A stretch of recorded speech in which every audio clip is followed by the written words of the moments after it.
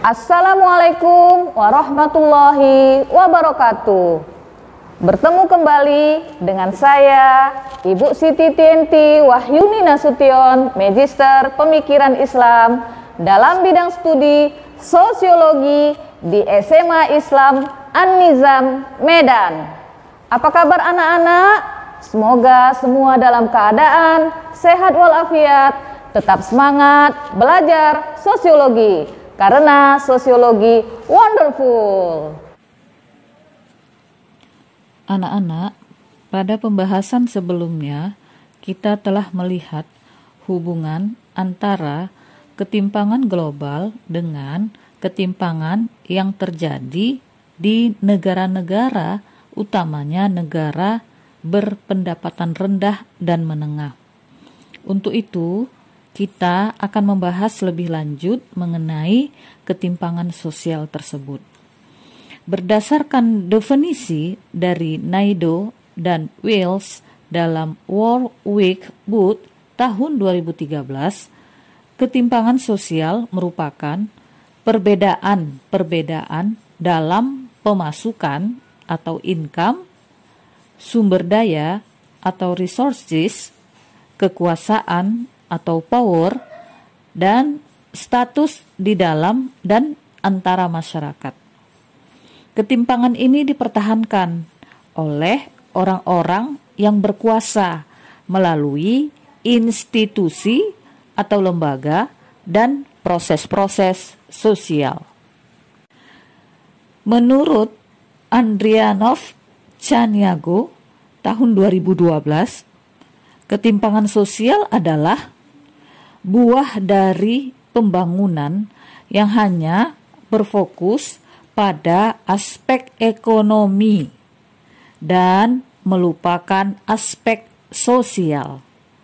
Ketimpangan sosial muncul karena pengambil kebijakan cenderung menganggap pertumbuhan ekonomi, meningkatnya pendapatan per kapita, dan pembangunan infrastruktur adalah tujuan utama pembangunan.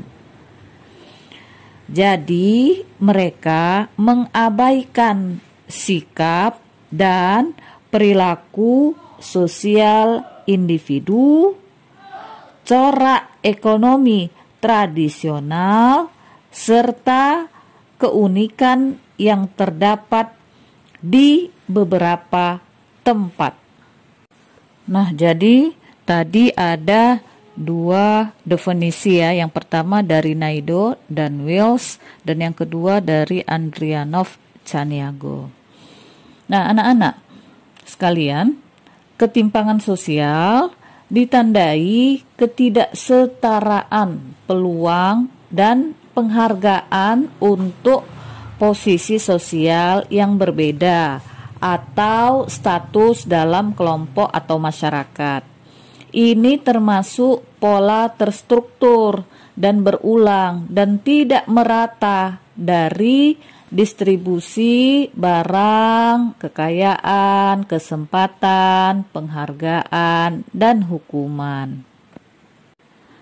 Ketimpangan sosial tidak sama dengan perbedaan sosial yang dikategorikan ke dalam stratifikasi dan diferensiasi sosial. Ya, jadi tidak sama ketimpangan sosial dengan perbedaan sosial yang dikategorikan ke dalam stratifikasi dan diferensiasi sosial. Ketimpangan sosial dapat dikategorikan sebagai masalah sosial karena terdapat ketidakadilan dalam pemberian kontribusi kepada masyarakat dari berbagai aspek kehidupan. Keadilan sosial bukan berarti bahwa perbedaan kemampuan dan prestise seseorang harus diberlakukan sama, bukan. Melainkan perbedaan tersebut harus diperlakukan secara proporsional. Ya. Pancasila mengamanatkan dalam sila kelima tentang keadilan sosial bagi seluruh rakyat Indonesia yang realisasinya harus tercermin dalam kehidupan berbangsa dan bernegara, termasuk dilaksanakan oleh penyelenggara negara dan masyarakat. Namun, pada kenyataannya keadilan tetap kita jumpai dalam hidup ini. Ya. Nah, berikut adalah prinsip-prinsip ketidakadilan. Jadi diulangi ya. Namun kenyataannya ketidakadilan tetap kita jumpai dalam kehidupan ini. Ketidakadilan ya tetap saja ada ya dalam kehidupan ini. Nah, apa yang menjadi prinsip-prinsip ketidakadilan? Yang pertama, elitisme efisiensi. Yang kedua, pengecualian diperlukan. Yang ketiga, prasangka adalah wajar. Yang keempat, keserakahan adalah baik. Dan yang kelima, putus asa tidak bisa dihindari. Jadi, inilah yang menjadi prinsip-prinsip ketidakadilan tadi ya. Jadi ada 5 yang sudah disebutkan yang selama ini berbeda yang kita fahami ya dengan apa yang baru disampaikan. Nah, anak-anak yang baik, ketidakadilan sosial tersebut berbentuk marginalisasi, stereotip, subordinasi, dan dominasi. Marginalisasi. Apa itu marginalisasi? Marginalisasi adalah proses pemusatan hubungan kelompok-kelompok tertentu dengan lembaga sosial utama.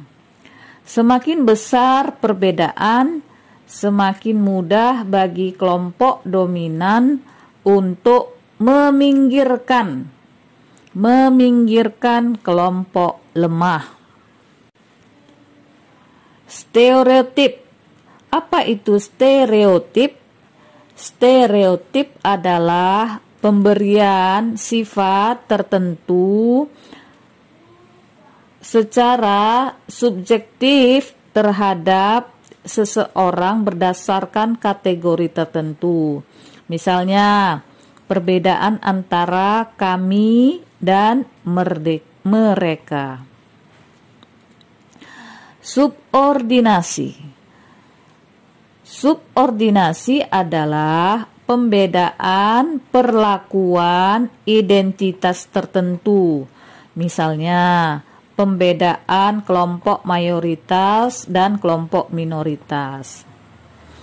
Dominasi. Dominasi adalah kondisi dengan ciri satu kelompok memegang kekuasaan secara sewenang-wenang.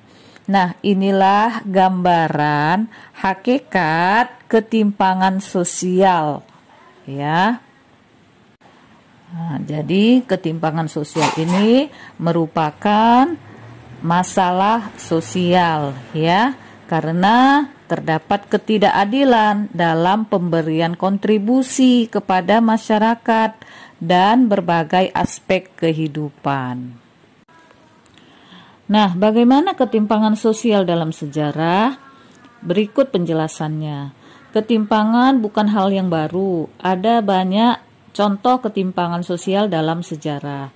Contoh, pembangunan pada zaman Romawi menggunakan para budak. Sistem feodal kepemilikan tanah pun hadir, yaitu para budak mengolah tanah sementara raja memiliki tanah dan memerintah kerajaan. Secara historis, ketimpangan terkait dengan kepemilikan tanah, namun revolusi industri mengubah struktur masyarakat dan sumber penciptaan kekayaan. Tulisan para sosiolog pada abad ke-19 menunjukkan bahwa akademisi pun mulai tertarik pada keberadaan kesenjangan sosial dan membuat teori tentang hal itu. Sumber kekayaan tidak lagi pada kepemilikan tanah, tetapi pada kepemilikan alat-alat produksi seperti pabrik. Ketimpangan terjadi antara para pemilik alat produksi dan para buruh yang menawarkan tenaga mereka di pasar tenaga kerja. Max Weber mengambil perspektif ekonomi politik untuk menghasilkan analisis yang menggambarkan bahwa posisi sosial dari seseorang bergantung pada peluang hidupnya di pasar kerja.